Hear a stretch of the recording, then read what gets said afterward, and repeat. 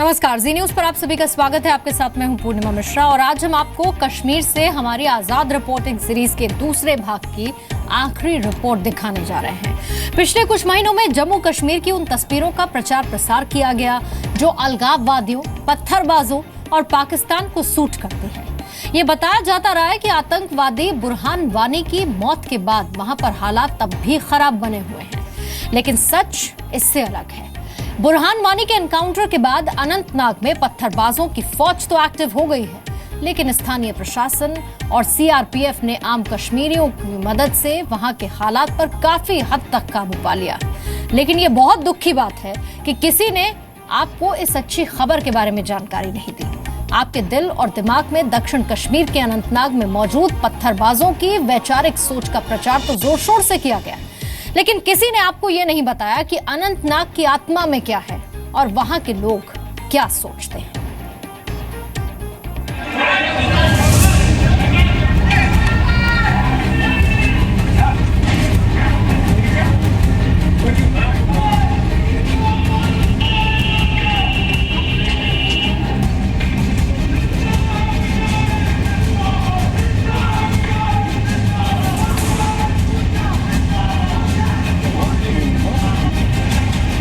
आतंकवादी बुरहान वानी की मौत के बाद अनंतनाग की सड़कों पर हुई पत्थरबाजी की ये तस्वीरें असली हैं,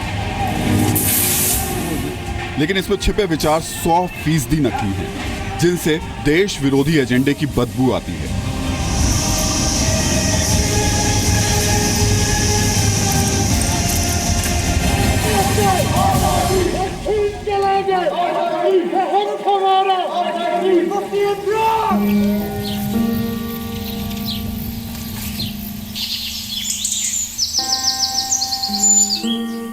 अनंतनाग क्या है, अनंतनाग के लोग कैसे हैं, ये जानने और समझने के लिए उन तस्वीरों को देखना जरूरी है जिनका इस जगह से पौराणिक रिश्ता है।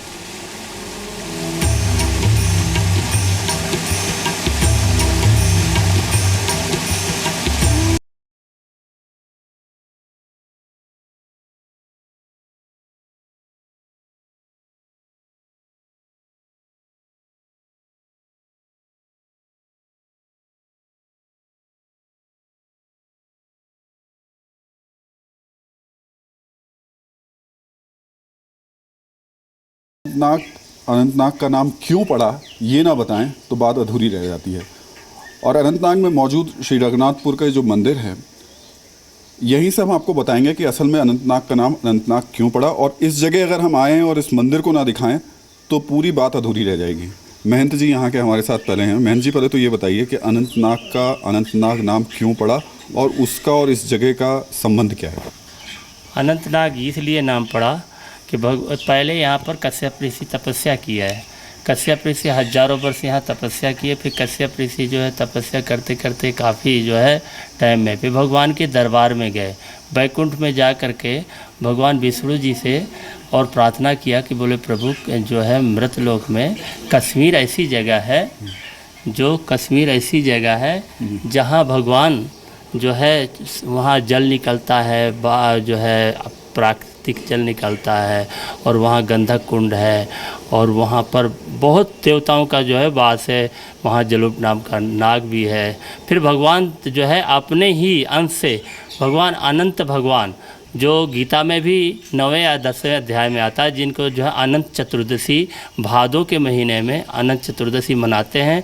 हम यहाँ बहुत बड़ा विशाल भंडारा भी करते हैं, उनका जन्मदिवस मनाते हैं भगवान अनंत भगवान का। अनंत भगवान का जन्म यहीं पर हुआ था, इसी वजह से इस जगह का नाम अनंतनाग पड़ा। और श्री रघुनाथ राम जी का मंदिर भी यहीं पर है, ये भी बहुत प्राचीन है। ये प्राचीन है। यहाँ पर भगवान रघुनाथ जी का मंदिर इसलिए नाम पड़ा कि जो है यहाँ कैकेयी जो है यहाँ की कश्मीर की थी।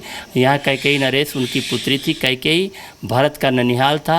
फिर भगवान जो है 14 वर्ष जब वनवास के बाद कश्मीर आकर के इसी जगह यहाँ पर रात विश्राम किया है, जो भरत जी के ननिहाल में।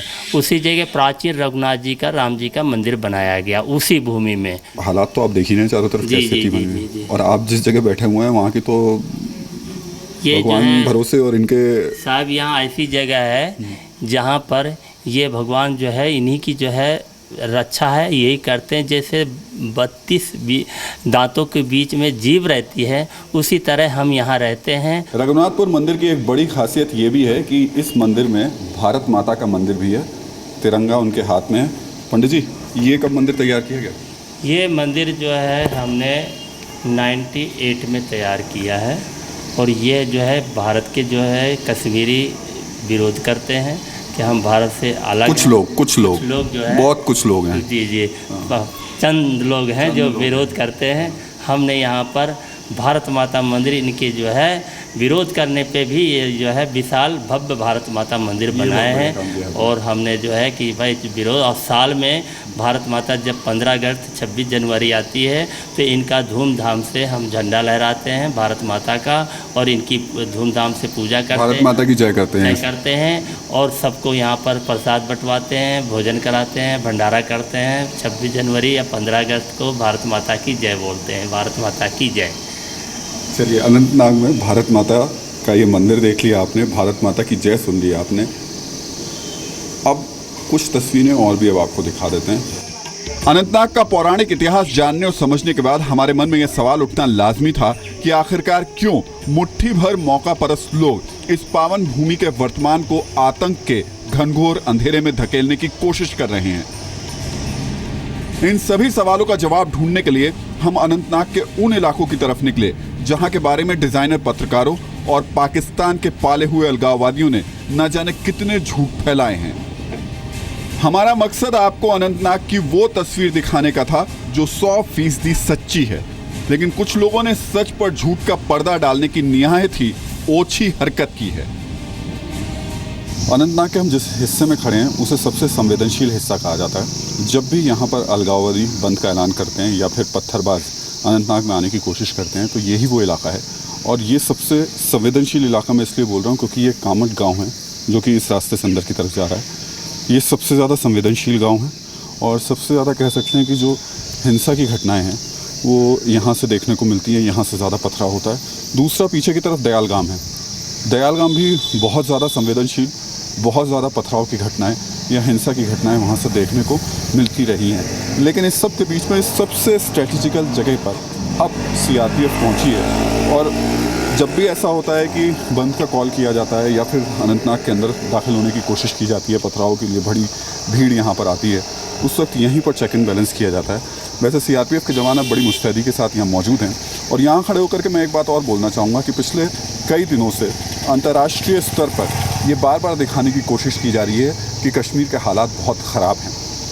और हम यहाँ खड़े होकर के ये बताने की कोशिश कर रहे हैं कि जो लोग ये बता रहे हैं वो कितने बड़े झूठे हैं। सच ये है कि हालात उतने भी ख़राब नहीं हैं जितने दिखाए जा रहे हैं।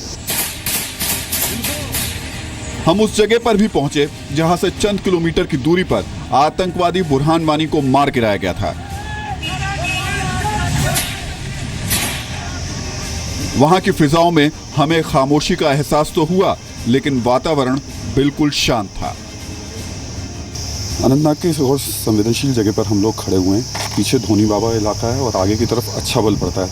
बहुत ही ज़्यादा सेंसिटिव जगह है। और अगर हम यहाँ के हालात की बात करें तो अमूमन पत्थरबाजी, हिंसा, ये सारी चीज़ें यहाँ पर देखने को मिलती रही हैं। लेकिन पिछले कुछ दिनों से यहाँ पर शांति देखने को मिल रही है। अच्छा बल का इलाका जो सामने मैं आपको रास्ता दिखा रहा हूँ वो कोकरनाग का इलाका है। और कोकरनाग वही जगह है जहाँ बुरहान वानी को मारा गया था।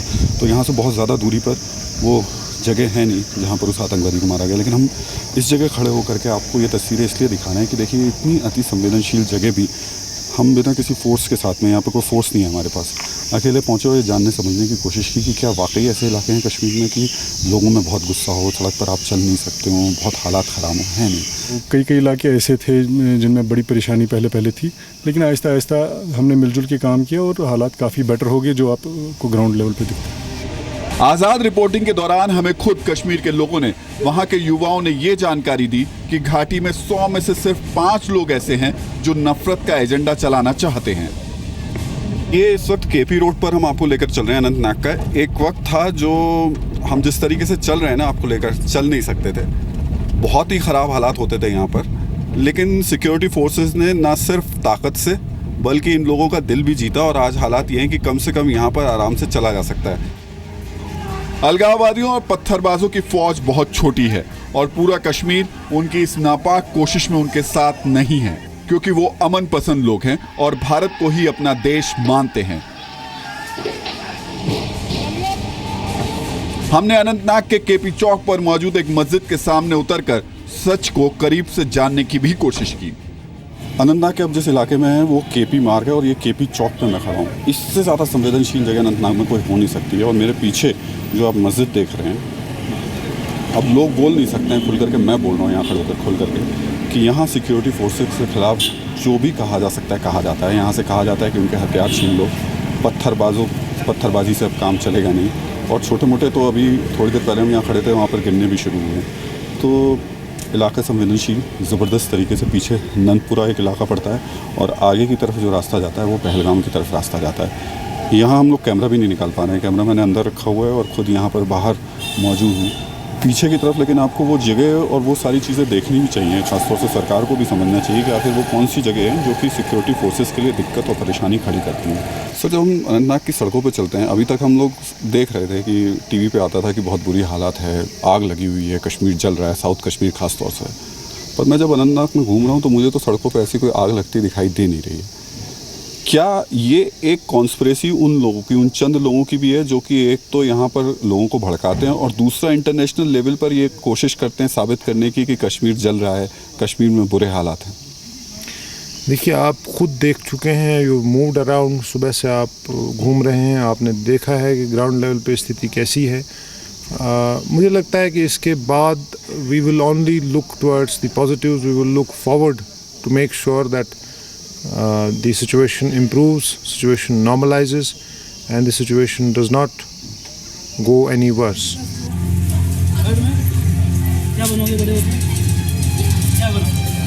ये अनंतनाग के वो इलाके हैं जिनके बारे में तरह तरह की अफवाह फैलाई जाती है, लेकिन कोई उन तस्वीरों की बात नहीं करता जहां आम कश्मीरी सुरक्षा बलों को अपना भाई मानता है और उनसे गले मिलता है। आप कैसे